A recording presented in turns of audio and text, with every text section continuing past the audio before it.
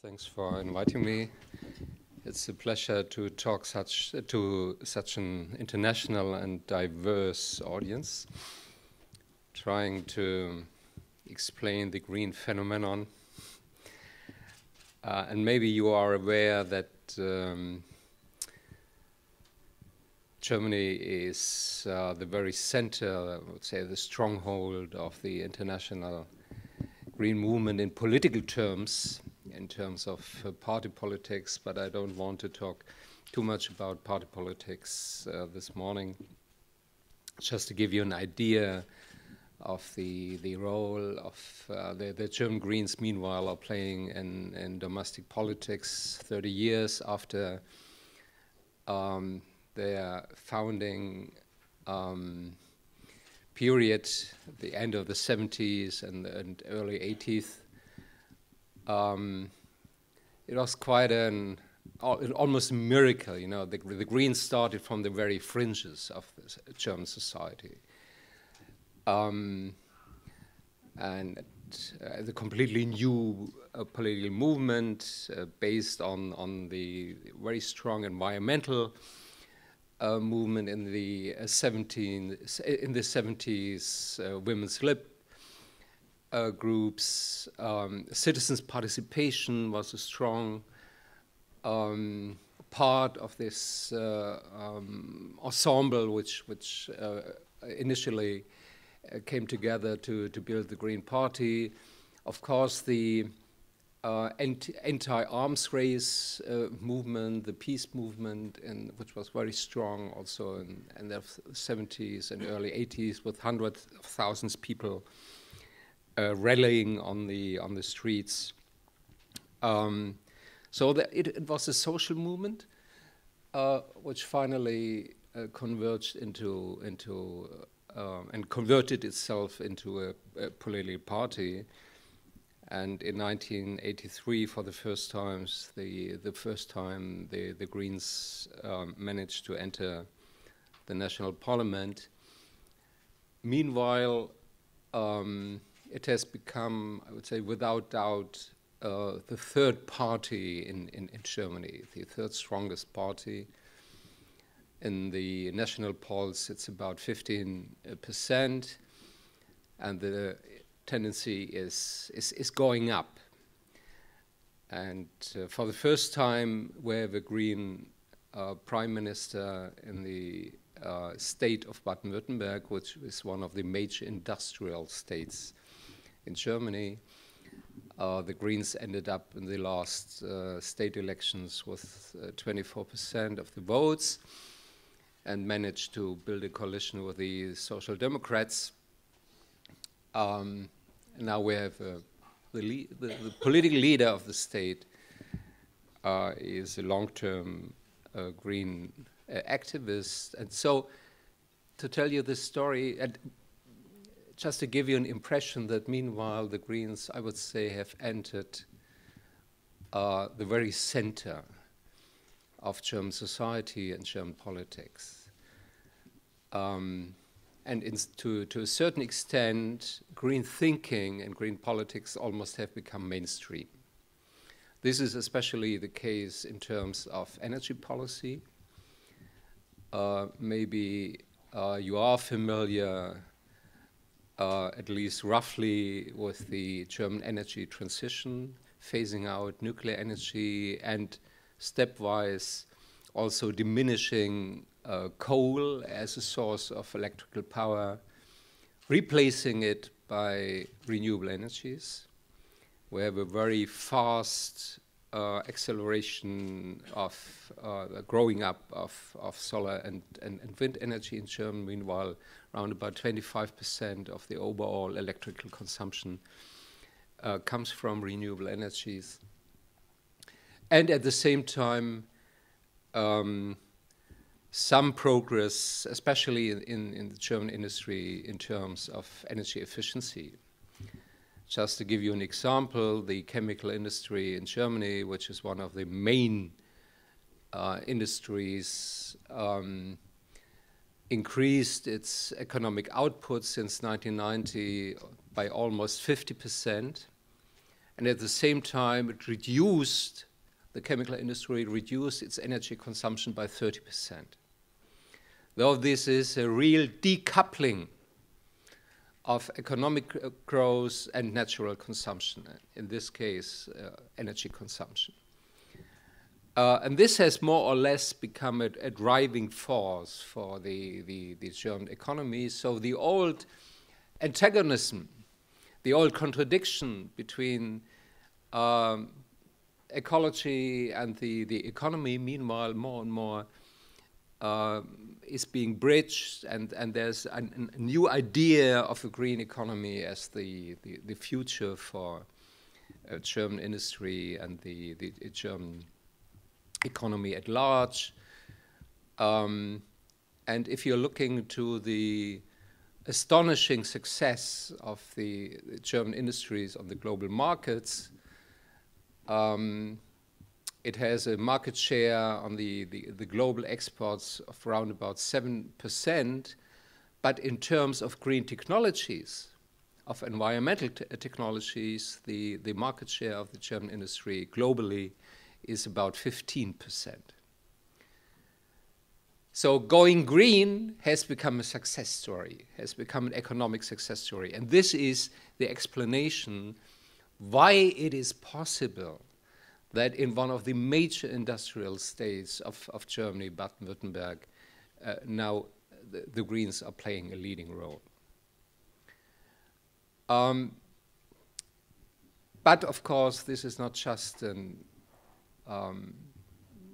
national phenomenon, not in terms of party politics, concerning green parties. It's still more or less a European phenomenon with some, let's say, relevant green parties in other places around the world, but still, with respect to party politics, it's a marginal phenomenon, but it's much more important that I would say green thinking has become a global phenomenon. And what is green thinking about? It's not only about the environmental movement, but of course environmental issues are at the very core of the green movement. This is why it is called green movement, of course, referring to nature. And this is about very, I would say, basic challenges for our century, for the decades to come. And when I was invited, I briefly wondered why I should talk about climate change and green politics in a conference about dealing with human rights. But you could look at these kind of issues, basic environmental issues, also as a matter of human rights concerning, for instance, the access to clean water, concerning food security, and of course concerning climate change, which will endanger the livelihood of billions of people around the globe, and especially of poor people.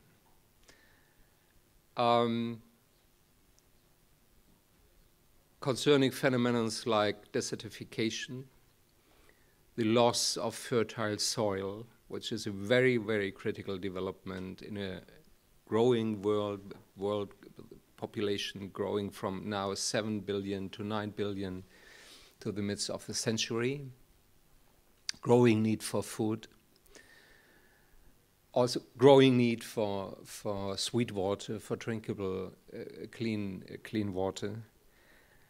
And at the same time, we have the rise of billions of people looking at the next 20 to 30 years from poverty and from very poor living conditions to a more or less middle-class lifestyle all around the world, which is a major driver for economic growth, especially in the emerging economies. The rise of every year around 80 to 100 million people to middle-class lifestyle. And this is connected with urbanization. Now, for the first time in human history, round about half of the world population is living in cities. And this development will go on and will go up very fast over the next decades. There are predictions by the United States and other urbanists that in the midst of our century, 2050, about 70 to 80% of then 9 billion people will live in cities. And this, of course, includes an enormous amount of construction, which will happen over the next decades. In China, every month, a new 1 million city is emerging. And already existing cities are exploding. So dealing with issues of sustainability in terms of greening the cities has become vital, has become really crucial for the human future, concerning the way the energy needs of these people are covered. Will it come from nuclear energy or from coal? With all the risks connected with nuclear energy and all the risks connected with coal, CO2 emissions,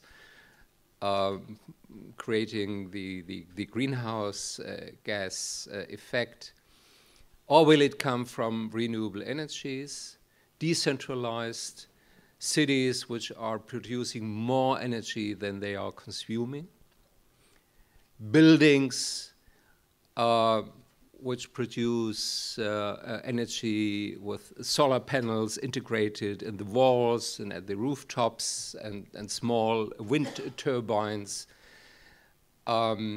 very energy efficient. So this kind of innovation, which at the same time is creating new jobs for a growing urban population. If you're talking about traffic and mobility, will these cities be built on car mobility? Already today, I would say car traffic in a lot of cities all around the world has come to its limits, producing pollution of air and more and more stuck in traffic jams. So it's not about mobility, it's more and more about immobility by car.